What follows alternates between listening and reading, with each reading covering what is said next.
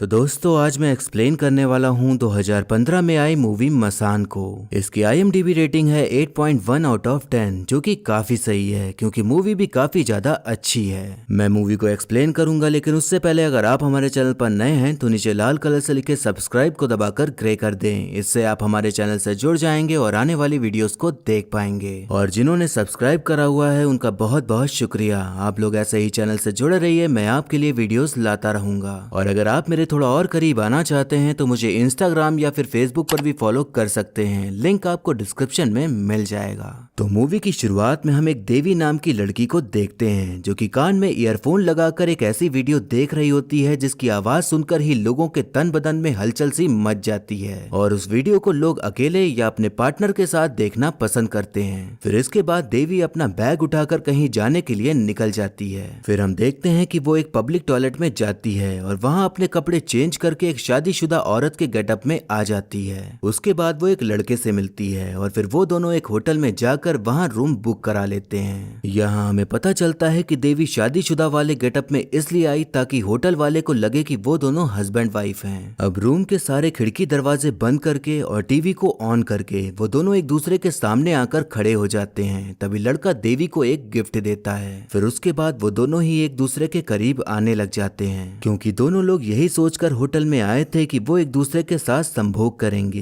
क्योंकि दोनों की ही यही इच्छा थी। शायद इसीलिए देवी वो वीडियोस देख रही थी ताकि वो इस मोमेंट में वो सभी चीजें अच्छे से कर पाए और उस पल को पूरे तरीके से फील कर पाए। उन दोनों के अंदर जो इस क्रिया को लेकर जिज्ञासा थी वो उस क्रिया को करके उस जिज्ञासा को दूर करने लग जाते हैं। लेकिन तभी वहां पर पुलिस आ जाती है और जबरदस्ती रूम के अंदर घुस आती है और वो दोनों उसी हालत में मौजूद होते हैं। पुलिस वाला घुसते ही उन पर यह इल्जाम लगाने लग जाता है कि वो यहाँ पर किसी प्रकार का गलत काम कर रहे हैं और वो फिर अपना मोबाइल निकालकर उसी हालत में देवी का वीडियो बनाने लग जाता है। जो होटल वाला था उसी ने पुलिस को खबर दी थी कि यहाँ एक कपल आया है, तो इस वजह से पुलिस वहाँ अचानक से आ धमकी थी और उन दोनों के डर को समझ गई थी कि इस बात को छुपाने के लिए वो कुछ भी कर सकते हैं। इसीलिए पुलिस वाला उन्हें और भी ज्यादा डराने लग जाता है। लड़का डर के मारे बाथरूम के अंदर ही छुप जाता है तो पुलिस वाला उससे कहता है कि बाहर आओ वरना मैं तुम्हारे घर में फोन करके सब कुछ बता दूंगा। पुलिस वाला ऐसे ही डर का माहौल बना रहा होता है और जो पुलिस हमारी रक्षा के लिए होती है वो खुद वहाँ क्रिमिनल का काम कर रही थी। वो लड़का जिसका नाम पीयूष था वो दरवाजा नहीं खोल रहा होता तो पुलिस दरवाजा तोड़ देती है तो पता चलता है कि पीयूष ने अपना हाथ काटकर अपनी जान दे दी है।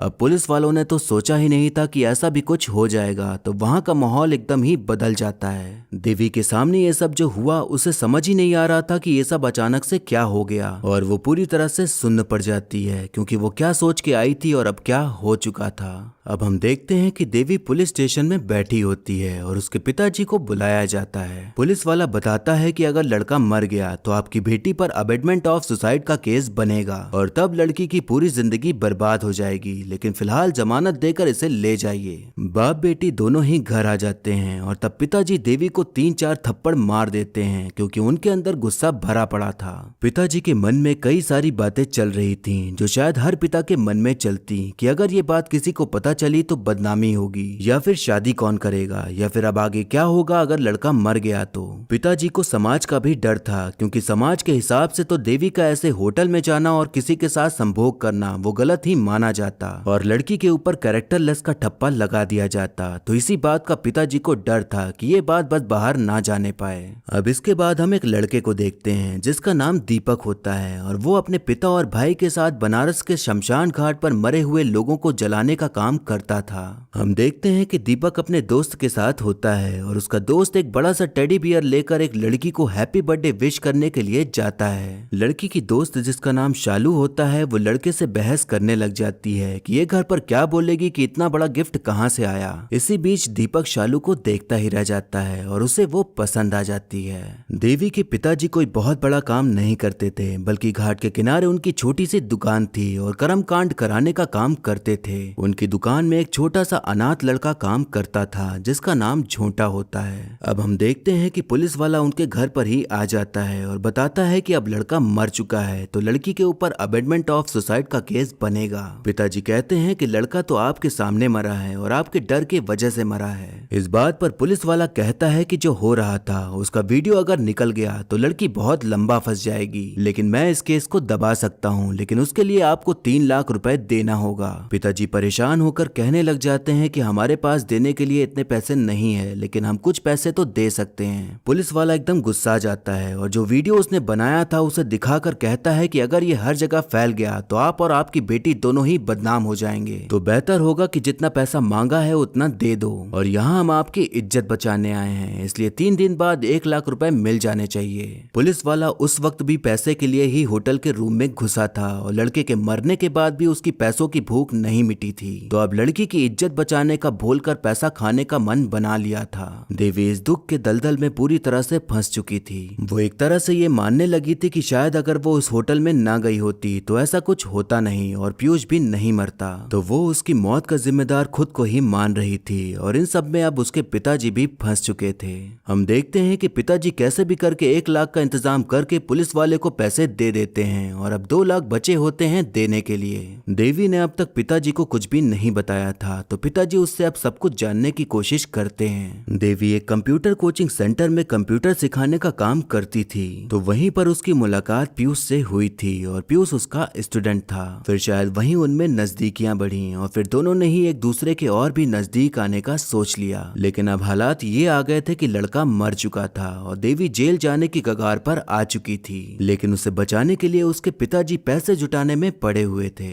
अब हम देखते हैं कि दीपक अपने फ्रेंड से शालू से बात करवाने के लिए कहता है, तो उसका फ्रेंड शालू को फेसबुक पर ढूंढ निकालता है। फिर दीपक के कहने पर वो दीपक की आईडी बनाकर उसे फ्रेंड रिक्वेस्ट सेंड कर देता है। घाट के किनारे एक खेल खेला जाता था जिसमें कि छोटे बच्चे हिस्सा लेते थे। खेल ये था कि काफी सारे सिक्के नदी में फेंक दिए जाते थे और बच्चों को वो सिक्के नदी से निकाल कर लाना होता था। जो ज्यादा सिक्के निकाल कर लाता था वही विजेता होता था। यहाँ इस खेल में लोग जुआ भी खेलते थे और अपने हिसाब से बच्चों पर अपना पैसा लगाते थे, क्योंकि जीतने पर वो पैसा डबल हो जाता था। देवी के पिताजी वहीं बैठे ये सारा खेल देख रहे होते हैं कि तभी उनके पास झोंटा आता है और कहता है कि वो भी ये खेल खेल सकता है, लेकिन पिताजी उसे खेलने की परमिशन नहीं देते। पीयूष और देवी एक ही कोचिंग के थे, तो उस कोचिंग में सारी खबर फैल चुकी थी, तो वहाँ से देवी को वहाँ के सीनियर लड़के से गंदे गंदे कॉल्स आने लगे थे। देवी तुरंत कोचिंग सेंटर जाती है और वहाँ से अपना सामान लेकर अपनी नौकरी छोड़ने का सोच लेती है।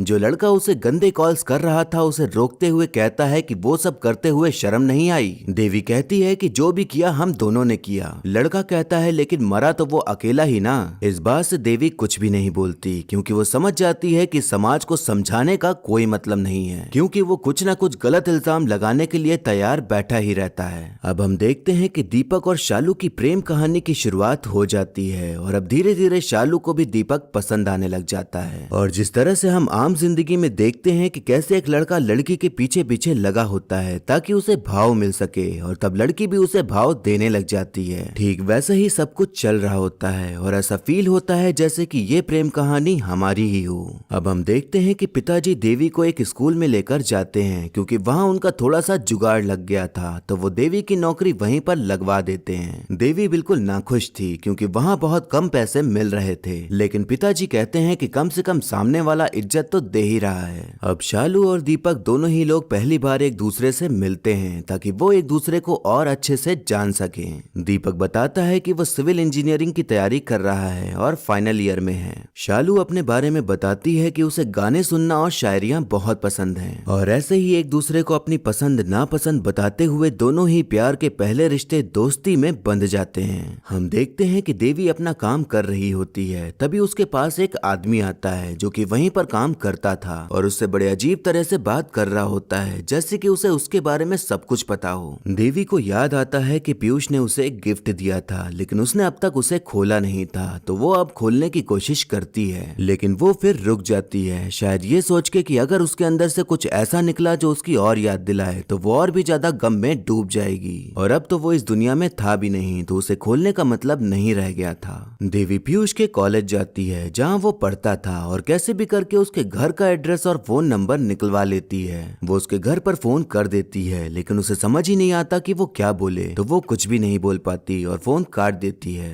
इधर हम देखते हैं कि पिताजी के दिमाग में बस यही चल रहा था कि ज्यादा से ज्यादा पैसे कहाँ से आए, तो वो उसी खेल में हिस्सा लेने का सोच लेते हैं और झोंटा का भरोसा करके उसे खेलने की मंजूरी दे देते हैं और उस पर ही अपना थोड़ा पैसा लगा देते हैं। खेल शुरू होने के बाद झोंटा नदी के अंदर जाकर तेजी से सिक्के निकालने लग जाता है और उस खेल का विजेता बन जाता है और तब पिताजी को 2 गुना पैसा भी मिलता है, जिससे कि वो काफी खुश हो जाते हैं। हम देखते हैं कि वो आदमी देवी से एकदम ही गंदी बातें करना शुरू कर देता है, क्योंकि जो उसके दिमाग में सोच बनाई गई थी वो उसी सोच की नजरों से देवी को देखने लगा था और यही समझ रहा था कि वो तो किसी के साथ कुछ भी कर सकती है। देवी पिताजी के पास जाती है और कहती है कि हमने नौकरी छोड़ दी है। पिताजी ने ही कहा था कि पैसे कम हैं लेकिन इज्जत मिल रही है, लेकिन अब तो इज्जत भी नहीं मिल रही थी, तो उस नौकरी का क्या ही मतलब। देवी की नौकरी छोड़ देने पर पिताजी उस पर बहुत चिल्लाते हैं, क्योंकि वो तो बस यही चाहते थे कि वो कहीं भी सेटल हो जाए और उन्होंने कभी भी देवी को समाज के डर से बांध कर नहीं रखा था, लेकिन अब उन्हें समझ ही नहीं आ रहा था कि उनकी बेटी चाहती क्या है। देवी यही चाहती थी कि वो अपने पिताजी का बोझ ना बने और उसकी वजह से उसके पिताजी परेशान ना हो, इसीलिए वो खुद से ही पैसे जुटाने और खुद को संभालने का सोच लेती है। अब हम देखते हैं कि दीपक अपने दोस्तों के साथ होता है और शालू की ही बातें कर रहा होता है। तभी एक दोस्त कहता है कि लड़की अपर कास्ट की है, इसलिए ज्यादा सीरियस मत हो जाना और अगर होना है तो पहले अपने बारे में बता दो, तभी आगे बढ़ना, क्योंकि जरूरी नहीं कि हर कोई समझदार ही हो। दीपक लोअर कास्ट से बिलोंग करता था और शालू हाई कास्ट से, तो हम सभी जानते हैं कि इन दोनों के बीच शादी हो पाना मुश्किल ही रहता है और बाकी सभी चीजें आप सभी जानते ही होंगे कि ऐसा क्यों होता है। तो अब ये बात दीपक को थोड़ा टेंशन में डाल देती है, क्योंकि उसे नहीं पता था कि जब शालू को पता चलेगा तो क्या तब वो उसे एक्सेप्ट करेगी या नहीं। अब हम देखते हैं कि शालू और दीपक मिलते हैं, तभी शालू उससे पूछ ही लेती है कि वो रहता कहाँ पर है। जिस एरिया में दीपक रहता था अगर वो बता देता तो शालू समझ ही जाती कि वो कौन है और कहाँ से बिलोंग करता है, तो वो कोई और जगह बताकर उससे झूठ बोल देता है, क्योंकि वो डर रहा था शालू को खोने से। अब दोनों ही लोग नाव में सवार होकर संगम की सैर करने लग जाते हैं। तभी शालू बताती है कि कुछ दिन बाद हमारा पूरा परिवार बद्रीनाथ के लिए जा रहा है, तो हम भी सबके साथ जा रहे हैं। फिर इसके बाद हम देखते हैं कि दोनों ही लोग एक एकांत जगह ढूंढकर एक दूसरे के बगल में बैठे होते हैं। इसी बीच उस अंगूठी के बारे में बात होने लगती है जो शालू ने पहन रखी थी। शालू बताती है कि ये अंगूठी बचपन में चाचू ने पहनाई थी और अब मैं बड़ी हो गई, लेकिन ये अंगूठी उतनी ही रह गई, तो अब ये उंगली में ही फंस गई है और निकालने पर भी नहीं निकलती। ऐसे ही दोनों के बीच में बातें हो रही होती हैं। तभी दीपक उसे देखते हुए अचानक से उसके होठों को अपने होठों से छू लेता है। इस एहसास को महसूस करते हुए शालू शर्मा जाती है, लेकिन उसने जो महसूस किया उसे बहुत अच्छा फील होता है, तो उस फील को और फील करने के लिए अब वो भी दीपक का साथ देती है और फिर दोनों ही एक दूसरे की होठों की मिठास को चखने लग जाते हैं। उनकी प्रेम कहानी अब और भी ज्यादा गहरी होती जा रही थी और अब वो एकदम यादगार लम्हे अपनी प्रेम कहानी में लिखने लगे थे, जैसे कि प्यार में पहली बार होठों से होठ छूना या पहली बार गले लगना। और आप में से जितने लोगों ने प्यार किया होगा वो बहुत अच्छे से रिलेट कर पा रहे होंगे, क्योंकि इनकी प्रेम कहानी कई लोगों की प्रेम कहानी जैसे ही है। अब शाम हो जाती है तो दीपक शालू को उसके घर छोड़ने के लिए जाता है। तभी शालू फिर से मजाक में उसके घर का पता पूछने लग जाती है। इस बात से दीपक काफी इरिटेट हो जाता है, क्योंकि बार बार शालू वही सवाल कर रही थी, तो गुस्से में वो कह देता है कि वो घाट किनारे रहता है और लकड़ी इकट्ठा करना और मुर्दे को जलाना यही उसका काम है और हमारा पूरा खानदान ही यही काम करता है। और यही सब बोलने के बाद वो गुस्से में वहाँ से चला जाता है। देवी ने रेलवे का फॉर्म भर दिया था, तो उसका पेपर देने के बाद उसकी नौकरी वहाँ लग जाती है। जब वो स्टेशन जाती है तो वहाँ पर उसे एक आदमी मिलता है जिसका नाम सद्या होता है और वो वहीं पर टिकट काटने का काम करता था। देवी को कंप्यूटर की सारी जानकारी थी, इसीलिए उसे ये नौकरी मिल गई थी, क्योंकि अब कंप्यूटर के जरिए ही टिकट काटने का काम होने लगा था। दीपक का गुस्सा जब शांत होता है तो वो शालू से बात करने की कोशिश करता है, लेकिन वो उसका फोन नहीं उठा रही होती। शालू अपनी फैमिली के साथ बद्रीनाथ की यात्रा के लिए बस से निकल चुकी होती है। शाम होने पर शालू खुद से दीपक को फोन करती है, तो दीपक उससे माफी मांगता है, क्योंकि उसने जिस तरह से बात करी थी वो तरीका ठीक ठीक नहीं था। शालू कहती है कि मेरे माँ बाप शायद तुम्हें एक्सेप्ट नहीं करेंगे क्योंकि उनके ख्यालात थोड़े पुराने जमाने के हैं, लेकिन हम तुम्हारे साथ हैं और मैंने सुना है कि बाद में सब कुछ ठीक हो जाता है, तो बस तुम एक अच्छी सी नौकरी ढूंढ लो। दीपक कहता है कि हम पूरी कोशिश करेंगे और खूब मन लगा के पढ़ाई करेंगे और नौकरी लेकर रहेंगे। शालू कहती है कि बस इतना ही चाहिए और अगर भाग के जाना हो तो भाग भी लेंगे। इस बात से दीपक काफी खुश हो जाता है क्योंकि अब उसका वो डर खत्म हो चुका था कि शालू कहीं दूर ना चली जाए, और उसे इस बात की भी खुशी थी कि शालू उस पर भरोसा करती है। तो उस भरोसे को कायम रखने के लिए वो खूब मन लगाकर पढ़ाई करना शुरू कर देता है। अब हम देखते हैं कि दीपक घाट किनारे अपना वही सारा काम कर रहा होता है जो हमेशा करता था। तभी एक लाश आती है और जब दीपक उसे देखता है तो उसे वो अंगूठी दिखाई पड़ती है जो शालू ने पहनी हुई थी। आसपास के लोग बात कर रहे होते हैं कि एक बस बद्रीनाथ की ओर जा रही थी लेकिन खाई में पलट गई जिसमें कि सब लोग मारे गए। दीपक जब कपड़ा हटाकर देखता है तो वो शालू ही होती है और उस वक्त उसकी हालत ऐसी हो जाती है जैसे उसके पैरों से जमीन खिसक गई हो। आप जिससे प्यार करते हो उससे आपने कुछ टाइम पहले ही बात करी हो और सब सही चल रहा हो और अचानक से आपके सामने उसकी लाश लाकर रख दी जाए, वही सब कुछ दीपक उस वक्त महसूस कर रहा था और वो किसी को बता भी नहीं सकता था। एक तरह से उसका शरीर पूरी तरह से लकवा मार गया था और उसे समझ ही नहीं आ रहा था कि वो क्या रिएक्ट करे। उसके लिए वो पल और भी ज्यादा दर्दनाक था क्योंकि उसे ही अपने प्यार को जलाना था। उसे जलाने के साथ साथ जो उसने शालू के साथ जीने के सपने देखे थे वो भी जल रहे थे। चिता जल जाने के बाद वो उसमें से वही अंगूठी ढूंढ कर निकाल लेता है और निशानी के तौर पर अपने पास रख लेता है। दीपक को इतना बड़ा सदमा लगा था कि उससे उभर पाना उसके लिए मुश्किल ही था और अब वो धीरे धीरे शालू के जाने के गम में बेसुध होता जा रहा था। वो एकदम जिंदा लाश की तरह बन गया था कि चाहे उसके आसपास कुछ भी हो रहा हो लेकिन वो शालू की याद में ही खोया रहता था और पढ़ाई लिखाई में भी मन लगना बंद हो गया था। एक रात दीपक अपने दोस्तों के साथ बैठा होता है और तब वो खूब रोता है और रो रो कर अपना सारा दुख निकालने की कोशिश करता है। उधर हम देखते हैं कि देवी को रेलवे की नौकरी करते हुए 1 महीना हो जाता है तो उसे सैलरी मिली होती है, तो वो अपने पिताजी को बताती है। पिताजी इस बात से काफी खुश होते हैं लेकिन देवी कहती है कि ये नौकरी हम बस पैसों के लिए ही कर रहे हैं। फिर इसके बाद हमने सोचा है कि इलाहाबाद यूनिवर्सिटी में पढ़ाई करेंगे और वहीं पर कहीं नौकरी भी कर लेंगे। अब पिताजी इस बात से दुखी हो जाते हैं क्योंकि उनकी इकलौती बेटी ही थी जो उनका पूरा परिवार थी, लेकिन अब वो ही जाने को कह रही थी और वो उसे रोक भी नहीं सकते थे क्योंकि उन्होंने कभी अपनी बेटी को कुछ करने के लिए रोका भी नहीं था। इधर हम देखते हैं कि दीपक घाट किनारे वही अंगूठी लेकर उदास सा बैठा होता है। उसके मन में कई सारी बातें चल रही होती हैं और वो पूरी कोशिश कर रहा होता है उन सब चीजों से उभरने की, इसीलिए वो अंगूठी नदी में फेंक देता है। लेकिन थोड़ी ही देर बाद वो नदी में कूदकर उस अंगूठी को ढूंढने लग जाता है। ठीक वैसे ही जैसे हम एक पल को सोच लेते हैं कि अब उससे बात नहीं करेंगे, लेकिन दूसरे ही पल उस इंसान से बात करने की कोशिश करने लग जाते हैं। दीपक तड़प रहा होता है, पानी में झटपटा रहा होता है, लेकिन उसे अंगूठी कहीं भी नहीं मिलती। तभी उसे एक फूल दिखाई पड़ता है जो कि नदी के बहाव के साथ बहते हुए जा रहा था और तब यहाँ दीपक को एहसास होता है कि जैसे अंगूठी उसे नहीं मिल रही वैसे ही शालू भी कभी वापस नहीं आने वाली, और जिस तरह से वो फूल नदी के बहाव में बह रहा है वैसे ही उसे भी अपनी जिंदगी को आगे बढ़ाने के लिए सब कुछ भूलकर समय के साथ बहना होगा। वो सबसे पहले अपने पिताजी के पास जाता है और उन्हें गले से लगा लेता है क्योंकि अब वो समझ चुका था कि जो अब जा चुका है उसे भूलना ही बेहतर है और जो अभी मौजूद है उसके लिए जीना सही है। वो फिर से अपनी पढ़ाई लिखाई में लग जाता है क्योंकि कहीं न कहीं शालू भी यही चाहती थी कि वो पढ़ लिख कर अच्छी नौकरी करे, और इसी में दीपक के परिवार का भी भला था क्योंकि उसके परिवार में वही एक लौता था जो पढ़ाई में इतने आगे था, तो अगर वो कुछ बन जाएगा तो उसका परिवार बहुत खुश होगा। काफी मेहनत करने के बाद इलाहाबाद में आखिरकार दीपक की नौकरी लग ही जाती है और वो अपने सारे दुख को भुलाकर आगे बढ़ते हुए पूरे मन से काम करने लग जाता है। हम देखते हैं कि पुलिस वाला पिताजी के पास आता है ये बताने के लिए कि अभी और भी पैसा देना बाकी है। हमें दिखता है कि पुलिस वाले की खुद की एक बेटी है, लेकिन फिर भी वो किसी और की बेटी का गलत वीडियो बनाकर पैसे ऐंठ रहा है। पिताजी कैसे भी करके पुलिस वाले को पैसे देना चाहते थे, तो अब वो उस सिक्के वाले खेल में पूरे 10,000 झोंटा के ऊपर लगा देते हैं। झोंटा फुर्ती के साथ खेल रहा होता है, लेकिन थोड़ी ही देर बाद वो नदी से बाहर निकलकर नहीं आता। एक आदमी तुरंत नदी में कूदकर झोंटा को बाहर निकालता है, लेकिन वो होश में नहीं होता।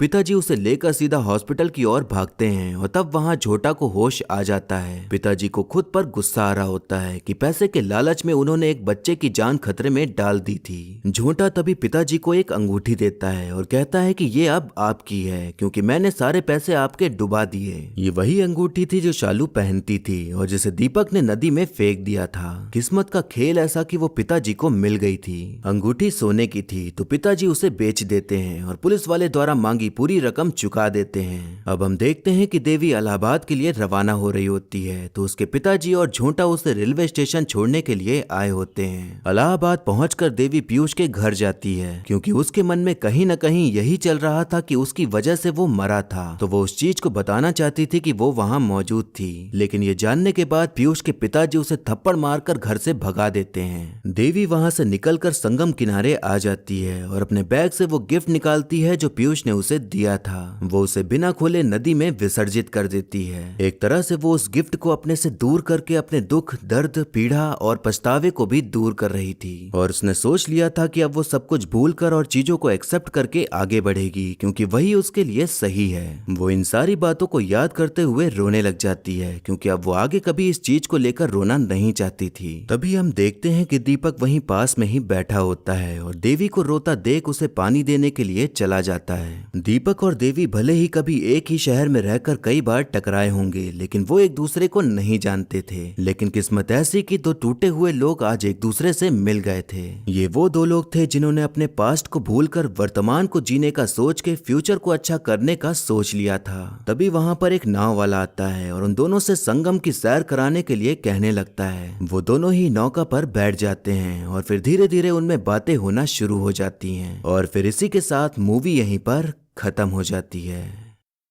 तो दोस्तों ये एक ऐसी मूवी है जो हमें जिंदगी जीने के मायने सिखाती है। एक ऐसी फिल्म जो हमें बताती है कि लाइफ में अगर आप कुछ खोते हो तो उस बात को एक्सेप्ट करके आपको आगे बढ़ना चाहिए क्योंकि वही सही रहता है। अगर आप किसी एक चीज के जाने के बाद उसी को लेकर बैठे रहोगे तो शायद आप आगे आने वाली कई अच्छी चीजों को खो दोगे। फिल्म के राइटर और डायरेक्टर ने हमें इन दो कहानियों के जरिए प्यार की, प्यार में खो जाने की, प्यार को खोने की और उसे खोने के बाद उस चीज को एक्सेप्ट करने की कहानी को बताया है। यहाँ ये भी बताया है कि आपकी जिंदगी में जो भी है वो सब टेम्परेरी है, यहाँ तक कि जो दर्द आप सहते हो वो भी। मूवी की एंडिंग हमें यही बताने की कोशिश करती है कि जो जा चुका है उसके लिए आप इतना रो रहे हो या फिर तड़प रहे हो, उसके बारे में सोच सोच कर आप खुद की ही लाइफ खराब कर रहे हो, तो उसे आपको जाने देना चाहिए और उस दर्द को भूलते हुए खुद को अपनी लाइफ में आगे बढ़ाने की कोशिश करनी चाहिए। अक्सर हम देखते हैं कि जो कपल्स होते हैं उनमें अगर ऐसा कुछ हो जाए तो दूसरा इंसान भी खुद को मारने की या खुद की लाइफ खराब करने की कोशिश में लग जाता है। लेकिन मूवी में दिखाया गया है कि वो बिल्कुल भी सही नहीं होता क्योंकि उस एक इंसान के अलावा भी आपकी जिंदगी में बहुत लोग हैं जिनके लिए आपको जीना चाहिए, या बहुत लोग हैं जो आपके सहारे और आपके लिए जी रहे हैं। हमें ये भी बताया गया है कि लाइफ में मूव ऑन करना यानी कि आगे बढ़ना बहुत जरूरी है। किसी एक चीज को लेकर अटक जाना आपको ही पीछे घसीट कर रखता है। तो एक पॉइंट आता ही है जब आपको समझ जाना चाहिए कि उस चीज को लेकर चला नहीं जा सकता और आगे बढ़ना ही सही है। ठीक वैसे ही जैसे दीपक को समझ आया जब वो अंगूठी ढूंढने के लिए नदी में कूदा था। मसान का मतलब होता है शमशान और इस मूवी का नाम बिल्कुल ही सूट करता है क्योंकि यहाँ दोनों कैरेक्टर देवी और दीपक के सपने जलाए गए और जलाते वक्त उन्हें दर्द भी बहुत हुआ, लेकिन दोनों ही अपना दर्द किसी को भी नहीं बता पा रहे थे। मूवी में हमारे समाज को भी सामने लाकर खड़ा किया गया है और बताया गया है कि कैसे कदम कदम पर इंसान को जज करने के लिए लोग खड़े होते हैं, फिर चाहे शादी से पहले सेक्स करने की बात हो या अपने से ऊंची जात में शादी करने की बात हो। यहाँ हमें ये भी देखने को मिलता है कि जो हमारी रक्षा के लिए बना है वही लोगों के साथ सांठगांठ करके हमें ही लूटने में पड़ा होता है। देवी और पीयूष पूरी तरह से बालिग थे तो कानून के हिसाब से वो अपनी मर्जी से कुछ भी कर सकते थे। अगर दो लोग अपनी समझदारी और अंडरस्टैंडिंग के साथ करना चाहते हैं तो वो कर सकते हैं, लेकिन बात ये आती है कि वो करे कहाँ, तो वो फिर ढूंढते हैं होटल्स और यहीं पर गड़बड़ होने के चांसेस रहते हैं। जो सस्ते मध्य होटल्स रहते हैं वो बिल्कुल भी सिक्योर नहीं होते और उनमें कोई भी सिक्योरिटी नहीं होती। कई होटल्स में तो खुद ही कैमरा लगाकर उसका वीडियो बना लेते हैं और फिर ब्लैकमेल करके पैसे की मांग करते हैं। तो ये जो सारी चीजें हैं वो सब असलियत में भी होती हैं और कभी ऐसा हो जाए जैसा मूवी में हुआ तो पुलिस वाले आपके डर का फायदा उठाते हैं। वो जानते हैं कि आप घर पर बताकर तो कर नहीं रहे होगे तो वो उसी बात की धमकी देने लग जाते हैं और अगर आप एक बार डर गए तो वो उसी डर पे हावी हो जाते हैं और फिर भारी पैसे की मांग करते हैं। इन सब चीजों से बचने का एक ही रास्ता है कि अपने प्यार के फूल खिलाने के चक्कर में बेवकूफी ना करें और किसी ऐरे गहरे होटल्स में ना घुस जाएं, क्योंकि वो आप पर और आपके पार्टनर पर भारी पड़ सकता है। जो पीयूष ने किया वो काफी ज्यादा गलत किया और उसके डर ने ही उसे ऐसा करने पर मजबूर कर दिया, क्योंकि उसके दिमाग में यही चलने लगा था कि अब वो क्या मुंह दिखाएगा अपने घर में। छोटे शहरों में जब लड़का बताता है कि वो सेक्स करके आया है तो उसे बड़ा कूल समझा जाता है और उसे ऐसे ट्रीट किया जाता है जैसे उसने कोई उपाधि हासिल कर ली हो। वहीं अगर लड़की किसी को ये बता दे तो लोग अलग अलग मतलब निकालने लग जाते हैं और जैसा मूवी में हुआ ऐसा सच में हो जाए तो खुद के घर वाले ही उल्टा सीधा सुनाने लग जाते हैं। देवी के पिताजी भी ऐसा कर सकते थे लेकिन उन्होंने ऐसा नहीं किया। उनके मन में गुस्सा तो था लेकिन वो जानते थे कि उनकी बेटी गलत नहीं है, इसीलिए वो उसके साथ थे उसके हर कदम पर। ऐसा सच में होने पर लड़की को घर से निकलने भी नहीं दिया जाता या उसकी जल्द से जल्द शादी करा दी जाती है। लेकिन देवी के पिताजी ने ऐसा कुछ नहीं सोचा, बल्कि वो पढ़ने के लिए बाहर जाना चाहती थी तो उसे जाने भी दिया। ये मूवी इतनी ज्यादा अच्छी है और इतनी सारी चीजें हैं बताने को कि पूरे 1 घंटे में इसके बारे में बोल सकता हूँ, लेकिन फिर वीडियो कुछ ज्यादा ही लंबी हो जाएगी। इसलिए एक लाइन में बस यही कहना चाहूंगा कि अगर आप अच्छी मूवीज देखना पसंद करते हैं तो इस फिल्म को जरूर देखिए। अच्छी मूवीज कई बार थोड़ी बोरिंग हो सकती हैं, लेकिन वो आपको ये फील कराती हैं कि जो आपको दिख रहा है वो आपकी ही कहानी है या फिर आप जिस समाज में रहते हो उसी में से किसी एक की कहानी दिखाई जा रही है। अगर आपने किसी से प्यार किया है या कभी आपका कोई प्यार रहा है तो आप इस मूवी से जरूर कनेक्ट कर पाओगे। ये एक्सप्लेनेशन काफी नहीं है इस मूवी को बताने के लिए, इसलिए समय मिले तो इसे जरूर देखिएगा। ये आपको यूट्यूब पर भी मिल जाएगी। अब एक्टिंग की बात करें तो विक्की कौशल हमें विक्की कौशल बिल्कुल भी नहीं लगते, बल्कि वो दीपक ही लगते हैं। एक ऐसा लड़का जो मेरे और आपके जैसा ही है। ऐसा लगता है जैसे उन्होंने इस कैरेक्टर को जिया है और यही सारी बातें विक्की कौशल को बहुत ही अच्छा एक्टर बनाती हैं। वहीं ऋचा चड्ढा और श्वेता त्रिपाठी दोनों ही अपनी बेहतरीन एक्टिंग के लिए जानी जाती हैं। तो उन्होंने फिल्म में बहुत ही अच्छी तरह से अपने रोल को निभाया है और हर इमोशन को फील कराया है। संजय मिश्रा भी एक बहुत बड़े दिग्गज कलाकार हैं और हम सभी जानते हैं कि रोल चाहे जो भी हो वो अपनी बेस्ट परफॉर्मेंस देते हैं। तो उन्होंने इस फिल्म में एक पिता का रोल काफी अच्छे से निभाया है। पंकज त्रिपाठी का बहुत ज्यादा बड़ा रोल नहीं था, लेकिन जितना भी था उन्होंने सही ही निभाया है। बाकी और जितने भी सह कलाकार हैं सभी ने अच्छे से अपने रोल को निभाकर फिल्म को अच्छा बनाया है। इस मूवी के गाने बहुत ही ज्यादा अच्छे हैं। अगर आपने अब तक नहीं सुने हैं तो समय निकाल कर जरूर सुनिएगा। तो ये था एक्सप्लेनेशन मसान मूवी का। आपको मूवी और मेरा एक्सप्लेन करना कैसा लगा ये कमेंट करके जरूर बताइएगा और ऐसे ही आने वाली वीडियोस देखते रहने के लिए हमारे चैनल को सब्सक्राइब करें और बेल आइकन दबा दें, जिससे कि आपको नई वीडियोस की नोटिफिकेशन मिल जाएगी। आप चाहें तो मुझे इंस्टाग्राम या फिर फेसबुक पर भी फॉलो कर सकते हैं, लिंक आपको डिस्क्रिप्शन में मिल जाएगा। और वीडियो अच्छी लगी हो तो लाइक जरूर करें। आपके लाइक और कमेंट से मुझे और भी वीडियोस बनाने का मोटिवेशन मिलता है। तो मिलते हैं नेक्स्ट वीडियो में, तब तक के लिए टाटा बाय बाय और नमस्ते।